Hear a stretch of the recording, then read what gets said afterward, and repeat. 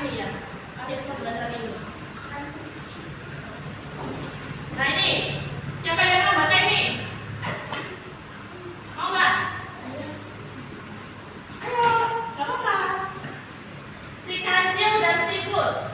Kancil yang sombong menantang siput berlomba lari. Siput yang sabar pun setuju. Saat lomba dimulai, siput bekerja sama dengan teman-temannya untuk bersembunyi di sepanjang jalan. Setiap kancil memanggil, "Siput, kau di mana?" Siput selalu menjawab, "Aku di depanmu." Kancil pun kelelahan dan akhirnya kancil sadar bahwa ia tidak boleh sombong dan meremehkan orang lain. Dan ini dari orang itu jangan apa? Pesannya jangan meremehkan orang lain. Nah, jadi ini saya punya tugas.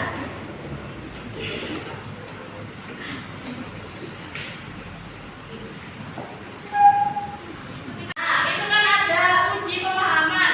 Ada beberapa soal di sana. Yang bisa jawab ini siapa yang sudah selesai mengerjakan bisa panggil Kak. Ya, ayo Pak.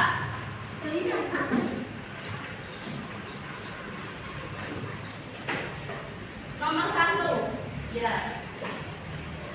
Siapa tokoh dalam cerita Papua yang kita bacakan yang dengan cepat? Siapa kira-kira? Anjing. Yang kedua. Siapa yang bisa mengenal perbuatan dalam siput? Kenapa?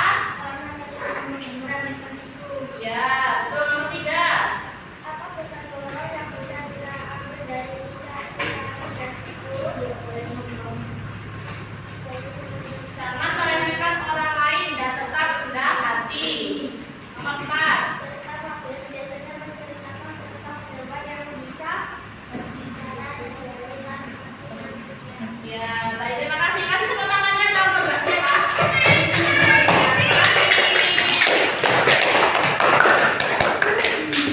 Nah, itu tadi sekilas pembelajaran hari ini tentang cerita Fabel. Tadi apa cerita Fabel? Cerita yang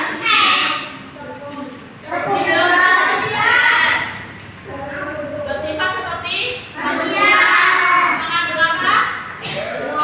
Makanan. Kemudian untuk besok saya kasih tugas untuk kerjakan di halaman 159 ya. Besok saya lihat lagi. Saya Pak Nusakno. Ya Pak No.